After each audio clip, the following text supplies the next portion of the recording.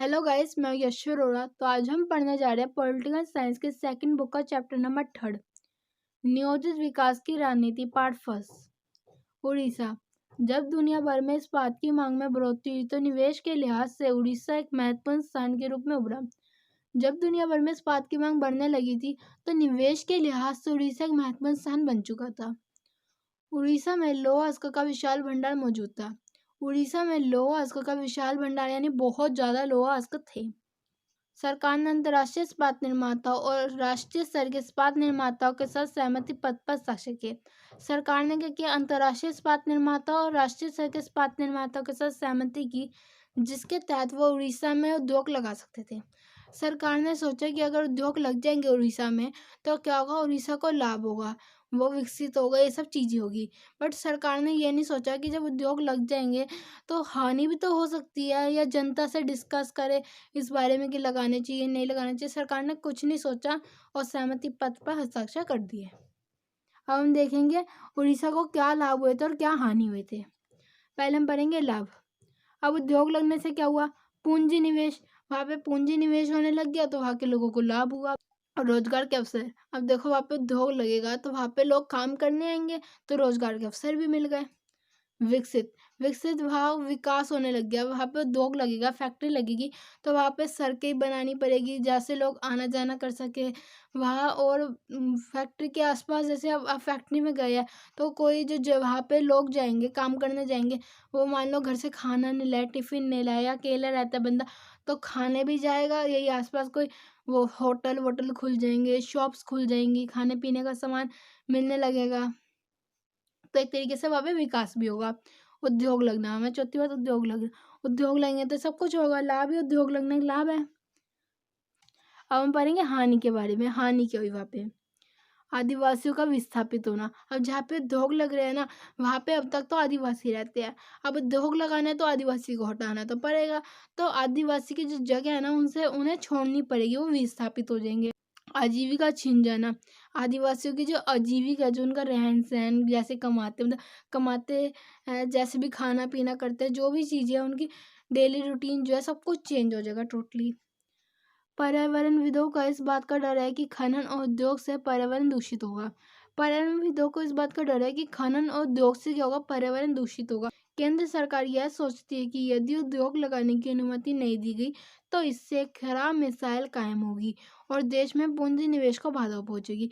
केंद्र सरकार क्या सोचती है कि अगर उद्योग लगाने की अनुमति नहीं दी गई तो इससे क्या होगा, हमारी जो छवि है दुनिया भर में बिगड़ जाएगी और कोई भी देश फ्यूचर में हमारे साथ निवेश नहीं करेगा।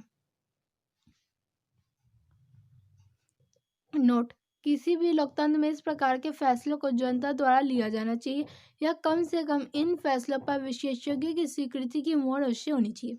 क्या होना चाहिए, जैसे हमने ऊपर पढ़ा है उड़ीसा वाले में, उड़ीसा में सरकार ने अनुमति दे दी और वहाँ पे लाभ तो है बट हानि भी हुई। तो सरकार को क्या करना चाहिए था, जनता से डिस्कस करना चाहिए था, या तो फिर किसी विशेषज्ञ की स्वीकृति ले लेनी चाहिए थी। स्वीकृति यानी अनुमति किसी विशेषज्ञ की ले लेनी चाहिए। अब हम पढ़ेंगे वामपंथ और दक्षिण पंथ के बारे में।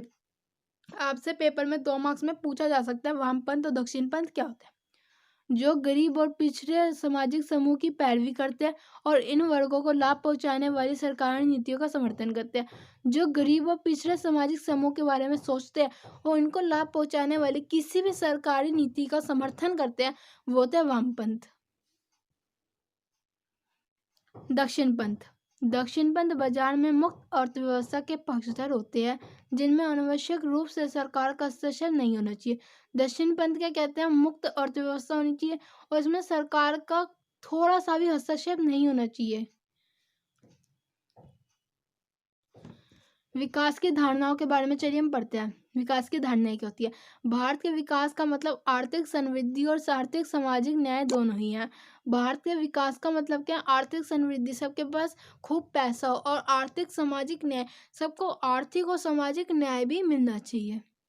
यही भारत के विकास की धारणा है। जनता के विभिन्न वर्गों के लिए विकास का मतलब अलग अलग होता है। जनता के विभिन्न वर्ग हैं, उनके लिए विकास का मतलब अलग अलग होता है। कैसे, देखिए उड़ीसा में क्या हुआ था, लाभ भी हुए थे हानि भी हुई थी। जो वाकई जनता थी उन्हें तो रोजगार मिल गया, बट जो आदिवासी थे उन्हें विस्थापित होना पड़ा। तो इसमें हमने देखा लाभ भी और हानि भी हुआ। तो जनता के विभिन्न वर्गों के लिए विकास का मतलब अलग अलग हो सकता है। जहाँ पे किसी को लाभ हो रहा है वहाँ पे किसी को हानि भी हो सकती है। आज़ादी के वक्त विकास का पैमाना पश्चिमी देशों को माना जाता था। जब हमारा देश आज़ाद हुआ था तो विकास का पैमाना हम किसे मानते थे, पश्चिमी देशों को, क्योंकि वो विकसित थे तो हम उन्हें मानते थे। आधुनिक होने का अर्थ था पश्चिमी औद्योगिक देशों की तरह होना। हमारे लिए आधुनिक होने का मतलब क्या था, पश्चिमी देशों की तरह होना। विकास के दो मॉडल थे, ठीक है, विकास के दो मॉडल थे। पहला था उदारवादी पूंजीवादी मॉडल, ठीक है, तथा दूसरा सामाजिक मॉडल। पहला क्या था, उदारवादी पूंजीवादी, और दूसरा था समाजवादी मॉडल। भारत ने मिश्रित अर्थव्यवस्था को अपनाया जिसमें सार्वजनिक व निजी क्षेत्र दोनों के गुणों का समावेश है। देखिए हमारे पास दो मॉडल थे विकास करने के लिए, पूंजीवादी और समाजवादी। पर भारत ने ना तो पूंजीवादी को अपनाया ना समाजवादी को अपनाया। भारत ने क्या किया, दोनों के गुण देखे, दोनों के क्या क्या गुण हैं उनको मिला दिया गया और मिश्रित अर्थव्यवस्था बना दी, मतलब दोनों की मिली जुली अर्थव्यवस्था। और इससे हमें दोनों के बेनिफिट होते हैं। वरना हम क्या कहते हैं, पूंजीवादी मॉडल को अपना सकते थे या तो समाजवादी, बट इसमें कुछ गुण थे तो कुछ नुकसान भी होंगे। कुछ ना कुछ, जैसे समाजवादी मॉडल है तो उसमें कुछ ना कुछ गुण के साथ नुकसान भी थे और पूंजीवादी में भी थे। तो सरकार ने क्या सोचा कि दोनों के गुण को अपना लिया जाता है और बना दिया मिश्रित अर्थव्यवस्था। अब हम पढ़ेंगे नियोजन के बारे में। नियोजन राष्ट्रीय लक्ष्यों को प्राप्त करने के लिए उद्देश्यपूर्ण व तरीके से की गई प्रक्रिया होती है। नियोजन क्या होता है, राष्ट्रीय लक्ष्यों को प्राप्त करने के लिए, यानी जो हमारे देश के लक्ष्य हैं उन्हें प्राप्त करने के लिए एक उद्देश्यपूर्ण व तरीके से की गई प्रक्रिया होती है, ठीक है। एक उद्देश्य होता है, उसको प्राप्त करने के लिए एक प्रक्रिया होती है, उसे हम नियोजन बोल सकते हैं। जीवन की मूलभूत आवश्यकता देने के लिए भारत सोवियत संघ के नियोजन प्रक्रिया से प्रेरित था, ठीक है। जीवन की मूलभूत आवश्यकता है, जो बेसिक नीड होती है हमारे जीवन के लिए, वो प्राप्त करवाने के लिए भारत ना किससे प्रेरित था, सोवियत संघ से। क्योंकि सोवियत संघ में बेसिक नीड प्रोवाइड कराई जाती है जनता को, जैसे आधुनिक शिक्षा, चिकित्सा और परीक्षण, ठीक है। भारत में सब कुछ प्रोवाइड कराया जाता है। भारत में नियोजित विकास को अपनाया गया, क्योंकि भारत में नियोजित विकास को अपनाया गया। बट क्यों अपनाया गया, इसके रीजन क्या, चलिए हम इस बारे में पढ़ते हैं। सामाजिक आर्थिक परिवर्तन लाने के लिए, सामाजिक और आर्थिक परिवर्तन लाना चाहता था भारत, इसलिए। निरंतर व तीव्र गति से विकास की दर बढ़ाने के लिए, नियंत्रित होनी चाहिए, कंट्रोल हो उस, और तीव्र गति यानी तेजी से विकास की दर बढ़ाना चाहता था भारत। समाज में मतभेदों को सुलझाने के लिए, समाज में जो मतभेद होते हैं ना उसे सुलझाने के लिए। बाकी का नेक्स्ट पार्ट में। बाय।